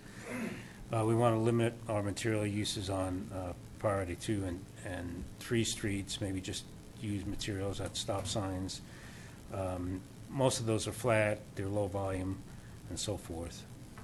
Maybe reduce materials on priority 1 streets, limit them to curves, hills, and intersections. And then we did try to establish a standard here for the amount of sand salt used, and limit it to 1 pass when you're dropping sand and salt, or ice slicer to 1 pass per lane mile. So that would mean, like McCaslin would be really 6 lane miles. There's 2 lanes in each direction, but there's turn lanes. So you may have 3 passes per inch of snow. And that's a lot less than what we're doing now. So we've been discussing about that, how can we reduce materials but still maintain kind of the same levels of service that we've had in the past. So with that, contractor's here, and he's been doing a great job, and we would recommend continuing to use him in the past. In terms of our renewal of the contract, we have a clause in the contract that we use the CPI as an adjustment. And unfortunately, this year it's only 1% because of the change, because of oil prices have dropped, and that was a component. So that was the 1% is that what we'll recommend his increase in his cost, both in his base equipment fee, and again, for those who are not familiar with this, we pay them a fee about $150,000 a year to have equipment based in Superior ready to go. So it's basically, we're leasing his equipment to have it here. And so we give him a monthly rate, 7 months of the year, he gets a check for having that equipment. And then when he goes out, the time that he spends in his labor going out and the gas and oil and so forth are paid for by the hour. So that's how it works. Just one question, the one number you didn't mention was the liquid de-icer. We used 10 times the amount this last year compared to a comparable yearly snowfall. But then when we look at TerraCare, they use quite a bit more, but the materials costs are still really low. Is liquid de-icer, is that, well, why wouldn't we use that more if the cost is so much less? Yeah, we use liquid de-icer at certain, it's only, some of the liquids are only good for certain temperature ranges. Okay. When it gets real cold, I mean, temperature of 18 to 28 degrees, there's a certain liquid that's effective in that rate. When it gets very cold, then it's not as effective. So we tend to use that when we want to pre-treat the roads, to have the liquids out there when we know it's going to be in a certain temperature range.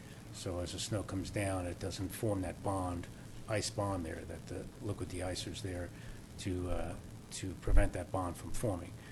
A lot of times we get very cold periods and it's hard to use liquids. They're just not effective for very cold temperatures. Okay, really good chart, like it. Yeah, Thank you. really. Except for I'm not seeing the cost per unit on this. Am I missing it somewhere? Well, and What's happened to prices for ice slicers, sand and salt, and liquid de-icer over time? you would like the cost, well, ice slicer, I think was $103 per ton is what we were paying for ice slicer and for sand. But I salt. mean, what was it back in 2009? Back in 2009. You've got quantities, but you don't have price. Okay, so- I can provide that in our next table, but I think it was Yeah. like 89 back in the earlier years. So it's about doubled? Yeah, no, $89 per ton. Now we're paying $103 per ton. Oh, I thought you said 150. Yeah.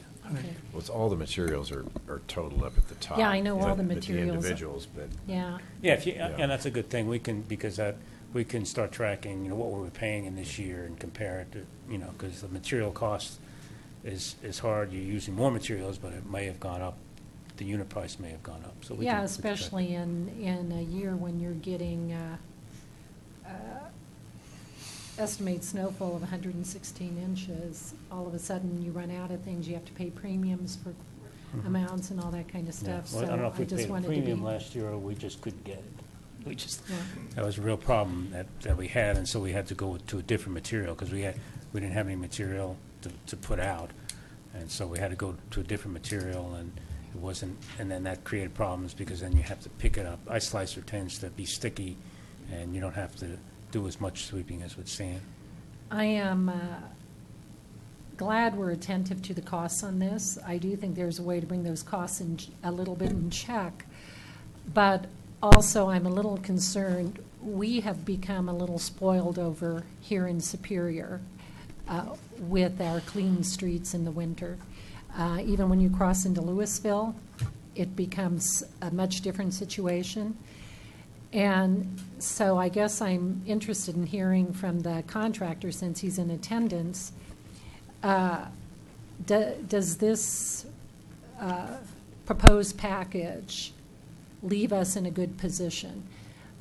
Because when I see having sand or, on corners and at intersections and not on the straightaways, oftentimes if the car in front of you on a straightaway stops rapidly, and there's not grit or something on that, I either rear end him or I go off road.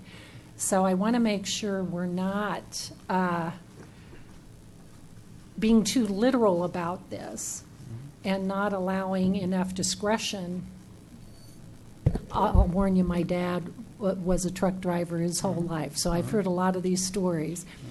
I still want enough discretion in the hands of those truck drivers to make wise decisions to keep our streets safe. And I want to make sure we haven't lost that. Yeah, and this came largely from me, and we had discussion during the budget because I had it at 50 and the board, just based on what you said, increased that budget at a concern for that. When I look at the past 7 years, I see a steady increase. So I hear what you're saying as far as you want a certain level, but at what price? At some point, you get to, it's too much. Yeah. But George can also, he's got firsthand experience, so. But the point is, I don't want us as a board to cut these costs and to take the ability out of the hands of the contractor to make good decisions. Alex, he's the boss, and he's came up with a proposal, and we're going to follow it as best we can. Every storm's a little different with the temperature and how much water's in the snow, how dry it is, but we're going to get a good service. We're not going to get the same quality of service that we had because we use a lot more material to keep the streets black. Snowstorms, when you go out there, if you get in front of it, it's kind of easy to keep in front of it. But if you let it get you, the rest of the stormers catch up, and it's nasty for us all. Not only the truck drivers, but anybody on our roads. And that all depends on Mother Nature. And you know, this year, you know, they've been threatening us with all this weather. We might have a easy, soft winter, which would not hurt my feelings, because we got a good workout last year. But you know what I'm saying is, every storm is different. Like Chris was talking about the liquid. Liquid's great, but at 19 degrees, its effectiveness becomes just pretty close to zero. And then it takes very little precipitation to dilute the solution, and then it's like glass ice. So I mean, it's kind of like your toolbox. You have a sledgehammer, but you don't take it out to drive your finish nails. You know what I mean? It has its own little cork that it works in. And last year we had a lot of snow and we had a lot of cold that went with it. And that's why the material use was way up, is because we didn't only get a lot of snow, we got a lot of cold. I mean, it was, I felt that it was abnormally cold. So we've got a pattern here that we're going to try to follow, and if it's not working, I'll text Alex and Matt both, and they will have a decision to make whether to put more material down or the level of service. Yes. So I apologize not being able to get back to you today. I had a crazy day, but I do think one of the concerns I have is that we're relying on so much materials, and the drivers are out there expecting that, and then they go into Louisville and it's a different situation, and which is more the norm, basically. You know, you go to Boulder and you're going to get the same thing. No, it's it's even worse. worse. Well, okay, It's it works. worse in Boulder. Fine. But I mean, that's part of learning how to drive in adverse weather. I mean, that's where we live. So I think there's a happy medium in between that we need to maintain, because we need good drivers. You know, the only street that I would be concerned about is McCaslin on the Wall. That's the only one I'm concerned about. And if that was in anybody's town, I think that would be their main concern. So I would concentrate on the level of service from the past that you've done for the last few years on McCaslin at the Wall, and I would drop considerably the other roads and try to maintain based on qualifications and the parameters that were set in this contract. That's what we're going to try to do. That's your, okay. All right, well, I'm It's, thinking the same way then. Alex, we talked about it, and he gave me he's going to give me another sheet, so that say I get sick, or I put my brother in a different route, or my boy in a different route, that you can't tell which driver was in that truck, because it's always pushed the same. So that maybe this driver did this particular stretch that was flat, and the next guy don't, and somebody thinks, well, it's going to be done, and it's not, and they slide off the road. So we're working a way out so that it don't make no difference who gets in the truck. I could put Matt in the truck, and he could go out there. He says, Don't do that. You know what I'm saying? Is you could put anybody in the truck and get the same results for the Right. public. So I think we're on the same page. Yeah. I think we're thinking alike. All right. I wouldn't cut the application on McCaslin on this hill here. I Not would by treat the it the ridge. same as you do the hill, or the. Yeah. That's what she said, though. No, I just no. said The that. ridge. No, you said, Ridge The is- wall. The wall. You said the wall. McCaslin. Yeah, but which I- is the wall, up to the wall 128 is, or right the here? wall is out at that end of McCaslin by 128. But this one up to Rock Okay, Creek Parkway. semantics. Talking at different this No, no, point. no. Yeah. If we're treating the wall, I mean, this is at least as important, if not more important, because more of our residents are going up here. And I've seen times when people get halfway up and they can't make it, and then they got to back all the way down. Or they slide down, you know. Or they get slide into- down. So I think you Okay. treat McCaslin the same way from start to finish. we have a, Hey, Chris, I we're mean- talking, we're saying the same thing. I'm just, Well, you're, I heard didn't the hear wall, the so same, it's, yeah. do you I'm, not, do you know what the wall is? the wall is at the Up at opposite end of 128. McCaslin.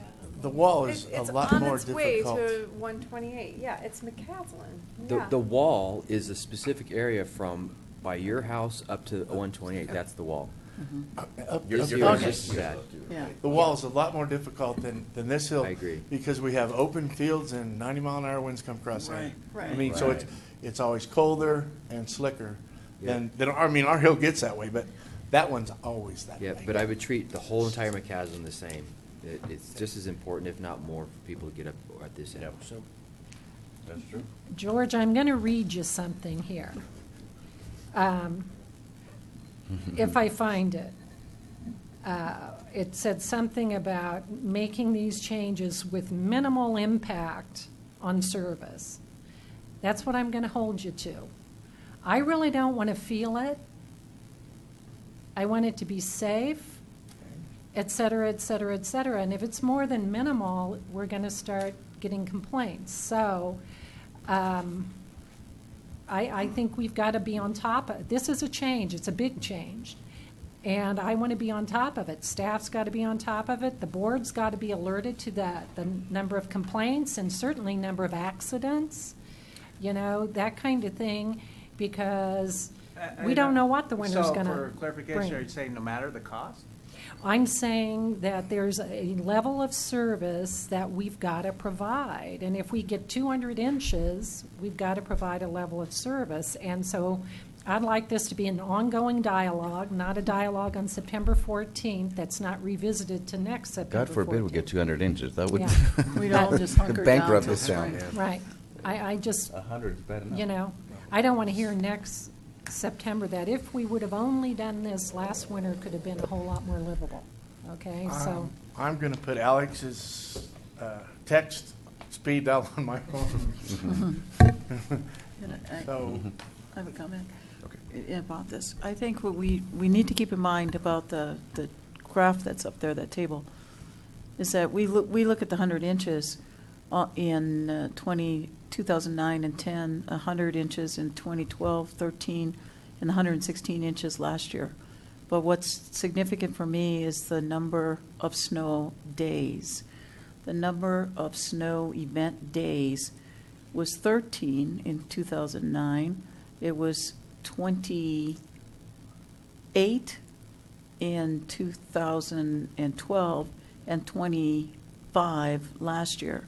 So it's twice as many, am I reading it? Snow event days, yeah. So you're twice as many, the snow event days is just as important in the number of inches. We had twice as many snow event days last year, which is what drove that up. If you come down to the bottom, the third from the bottom, and say cost per miles driven, $18. It's the least amount of any year up there. So when we think about cost, you can't just think about the total cost. You have to look at it. And the number of inches is important, but I think more important is the number of snow event days. If we have an average number of snow event days, which is like 10 to 15, we're not going to have this discussion about being over the budget. But if we have 25 snow event days this year, we're going to be back here talking about how do we maintain a level of service that we're used to. And I tell you, I want to go back to 2009 and 10. That was a terrible service. That wasn't you guys. That was somebody else, but that was a terrible service. Nothing ever happened. And I think that we can all say as residents that sometimes we want to, it's going to take a couple extra hours to get something open for us, and that's okay. But we have to, it's the snow event days that are important here. And we had a lot of them last year. So hopefully this year. Last 2 years. The last 2 years we had a lot of snow event days. We just want them. The cost per mile driven is the least last year. It's just that we had a lot of days where we had snow. can anticipate all sorts of things, but Mother Nature speaks last. Right. That's the bottom line. None of us truly That's know why what we need to kind of year have we're gonna this ongoing dialogue. Right. I'm holding Alex and staff to making sure that this gets done right with the level of service. I'm not even, you have a responsibility, us to you, and then you can communicate with George to make it work out right. So that's one. Okay. Okay, Trustee Hanson? Can I make a motion? Yes. I'd like to make a motion on the Town Superior Resolution Number R-39, Series 2015, a resolution of the Board of Trustees of the Town of Superior approving an agreement for services with Superior Salvage and Maintenance LLC for 2015-2016 snow removal and ice control services. Motion by Trustee Hanson, second by Trustee Gregoris. And we need a roll call vote. Okay, trustee Dozal, Yes. Mayor Folsom, Yes. trustee Gregoris, Yes. trustee Hansen, Yes. trustee Pennington, Yes. trustee Williams. Yes. Thank you. Passes unanimous. Okay, next is item number 14, adoption of a resolution appointing a member to the Parks, Recreation, Open Space, and Trails Advisory Committee, PROSAC. Thank you, Mayor. Section 21240 of the Superior Municipal Code addresses membership of the town advisory committees, including appointments of advisory committee members. There's one vacancy on the Parks, Recreation, Open Space, and Trails Advisory Committee, or PROSTAC. The vacancy has been posted through all of our town media over the last few months. There's 5 candidates for the PROSTAC position. They've been interviewed by the board. Tonight, the board will consider appointing one of these 5 applicants to PROSTAC. The applicants have been listed in your cover memo, and ballots have been passed out. And they're being cast. And they're being cast, and Shannon will tally those, and if we have one candidate receive a majority of votes, then the board will need to make an appointment by resolution. Don't you realize your name's on the top of them? It really doesn't matter. While they're counting, I would like to announce at the OSEC meeting, Mike Galetta resigned, so we do have an opening on OSEC. Yeah. Yeah. Do I need to read each one, or Yes, just the majority? please. So 4 votes for George A. Kuffner, and 2 votes for Joel White. Okay. Okay, congratulations. So we need to approve a resolution. After we approve the resolution, congratulations. Okay, would someone like to make a resolution, or motion for the resolution? Sure. Mayor Pro Tem Williams. I'd like to make a motion for the Town of Superior Resolution Number R-40, 40. Series 2015, a resolution of the Board of Trustees of the Town of Superior, Colorado, appointing a member to the Parks, Rec, Open Space, and Trails Advisory Committee, and that is George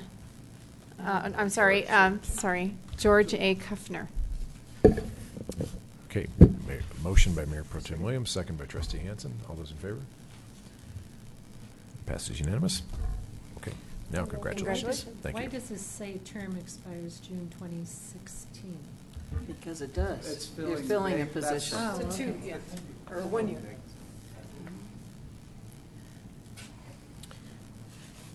Okay. Next is executive session. Item number 15. Do I need to read the? Whoever reads, typically whoever makes the motion would read that either way, or you can read it and then it can say something. Okay. Somebody has to state it on the record. Okay, I'll read it. Item number 15, executive session to consider the purchase, acquisition, lease, transfer, or sale of real, personal, or other property pursuant to Colorado Revised Statutes 24-6-402, 4A, regarding the town center parcels, and to determine positions relative to matters that may be subject to negotiations, develop a strategy for negotiations, and/or instruct negotiators pursuant to Colorado Revised Statutes 24-6-402, 4E, regarding the town center parcels and a town center hotel. Mayor, Motion sorry to interrupt you. He's still recording, so. We still need the motion. Oh, okay, sorry. I just. I make a motion to go into executive session. I second it. Motion by Trustee Hansen, second by Mayor Pro Tem Williams. All those in favor? Passes unanimous. Okay, executive session.